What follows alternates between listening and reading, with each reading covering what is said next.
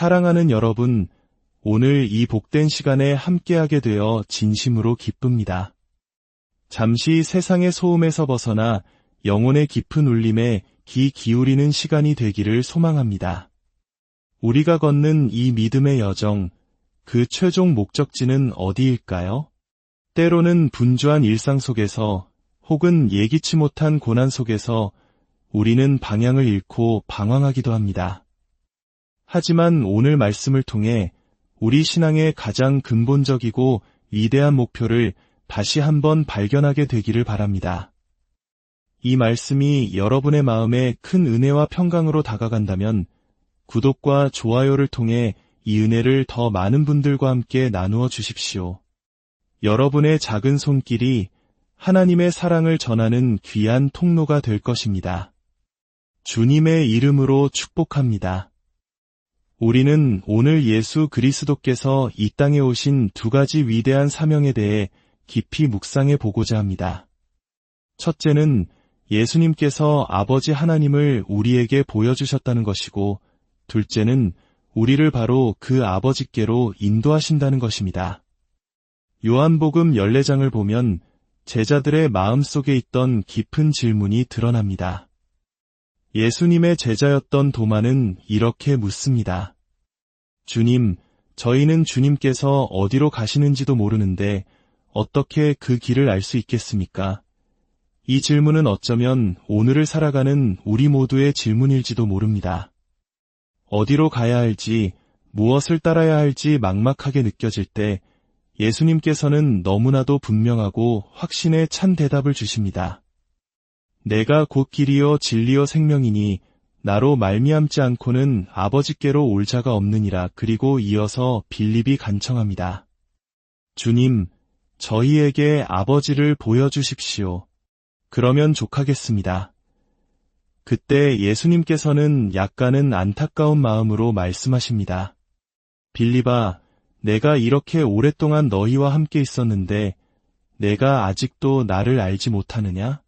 나를 본 자는 아버지를 보았거늘 어찌하여 아버지를 보여달라 하느냐? 이 대화 속에 예수님의 두 가지 사명이 모두 담겨 있습니다.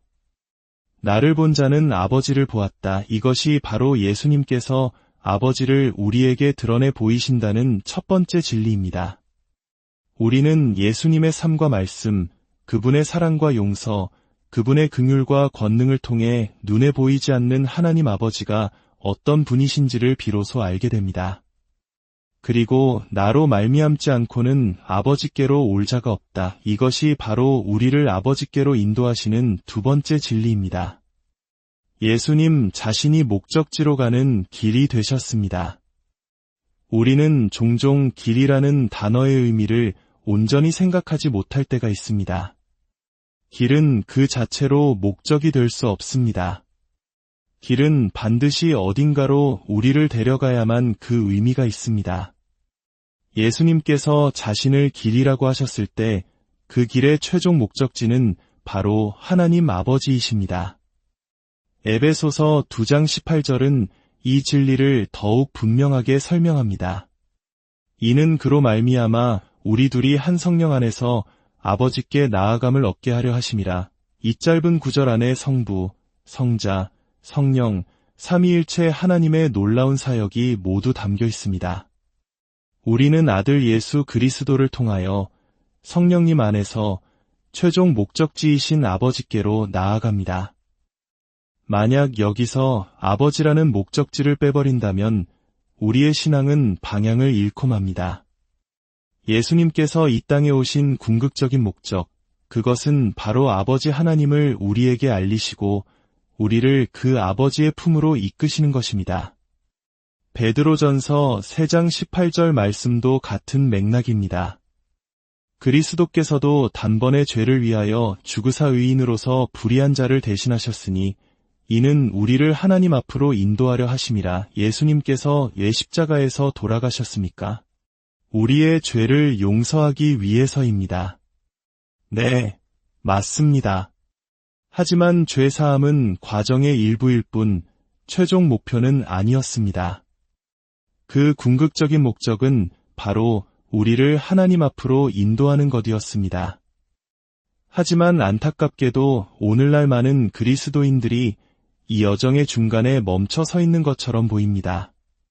우리는 예수님이 길이라는 사실은 잘 알고 있지만 그 길이 어디로 향하는지 그 목적지에 대해서는 희미하게 알고 있을 뿐입니다. 죄 사함의 은혜에 감사하며 구원의 시작점에 서 있지만 우리를 기다리시는 아버지의 깊고 풍성한 사랑의 교제 안으로 온전히 들어가지 못하고 있는 것입니다. 사도 요한은 요한일서에서 신약 성경이 우리에게 주어진 이유를 이렇게 설명합니다. 우리가 보고 들은 바를 너희에게도 전함은 너희로 우리와 사귐이 있게 하려 함이니 우리의 사귐은 아버지와 그의 아들 예수 그리스도와 더불어 누림이라. 사도들이 경험했던 그 놀라운 교제, 즉 아버지와 아들과의 깊은 사귐 속으로 우리를 초대하기 위해 신약 성경이 기록되었다는 것입니다.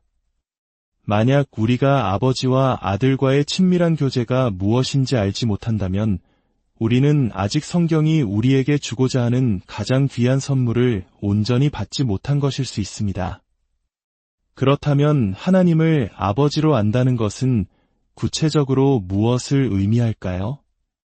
에베소서 3장 14절과 15절은 우주적인 관점에서 이 질문에 답을 줍니다. 이러므로 내가 하늘과 땅에 있는 각 족속에게 이름을 주신 아버지 앞에 무릎을 꿇고 비노니. 여기서 족속으로 번역된 헬라어 파트리아는 아버지를 의미하는 파테르에서 유래한 단어입니다. 즉, 이 구절은 하늘과 땅에 있는 모든 가족 혹은 모든 아버지의 권위가 바로 하나님 아버지로부터 그 이름을 부여받았다는 의미입니다. 이것은 정말로 놀라운 선언입니다. 우리가 생각하는 가족이나 아버지라는 개념은 인간이 만들어낸 사회제도가 아닙니다. 그 원형, 그 근원은 바로 하늘에 계신 하나님 아버지께 있습니다. 이 땅의 모든 아버지는 하늘 아버지의 모상이며 모든 가정은 그분의 계획 안에서 시작된 것입니다. 특히 가족의 중요성과 가장의 역할을 깊이 중시해 온 우리 한국 문화 속에서 이 말씀은 더욱 특별한 의미로 다가옵니다. 가정의 뿌리가 얼마나 중요한지 우리는 잘 알고 있습니다. 성경은 그 모든 뿌리의 근원이 바로 하나님 아버지라고 말하고 있는 것입니다. 하지만 현대 사회를 보십시오. 아버지의 역할이 축소되고 권위가 무너지며 수많은 가정이 깨어지고 있습니다. 이러한 사회적 상처는 우리가 하나님을 온전한 아버지로 인식하는데 큰 어려움을 주기도 합니다. 세상에 깨어진 아버지상 때문에 우리는 하나님 아버지마저도 오해하고 두려워하거나 멀게 느낄 수 있습니다. 그러나 성경은 분명히 말합니다. 세상이 교회를 흔들 수는 있어도 세상의 가치관이 교회 안으로 들어와 진리를 흐리게 해서는 안 됩니다. 우리의 모든 존재의 시작, 이 우주의 첫 번째 원인은 차가운 물질이나 우연한 폭발이 아니라 바로 아버지이십니다.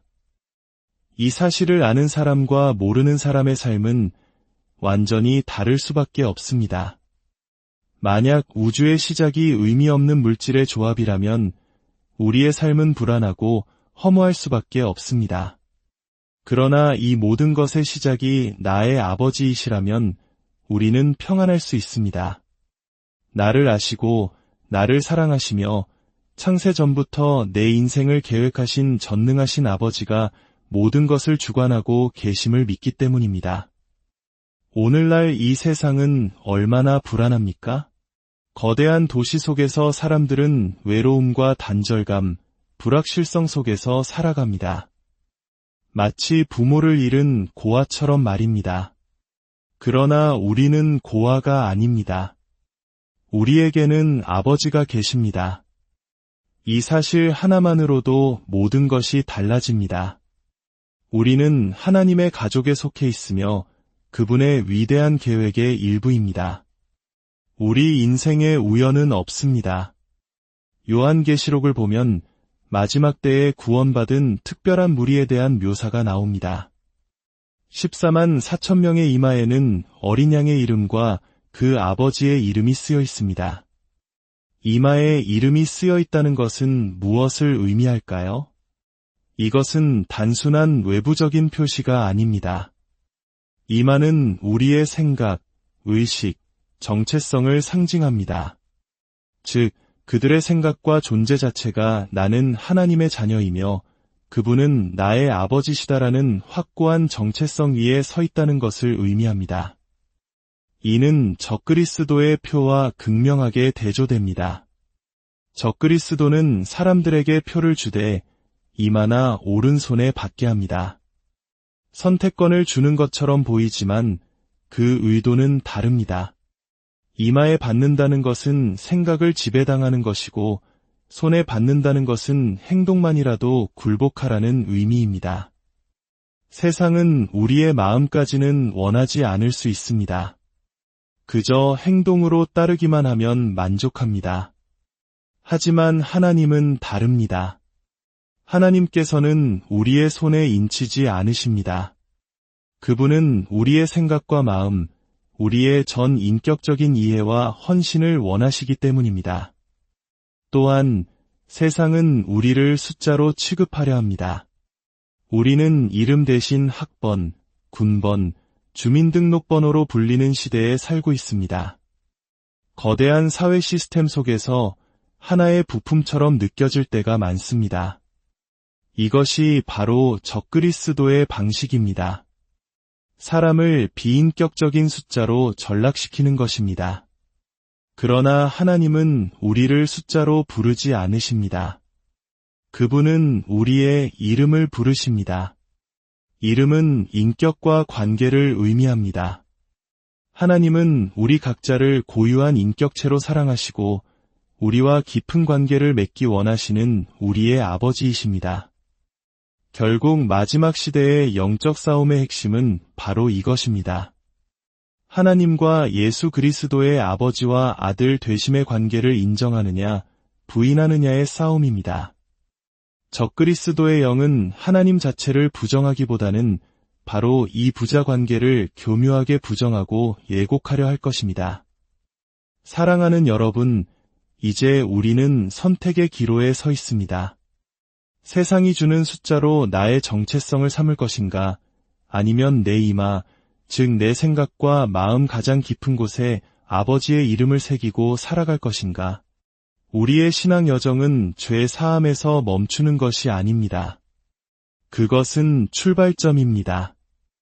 예수님이라는 유일한 길을 따라 우리를 애타게 기다리시는 아버지의 집으로 돌아가는 것입니다.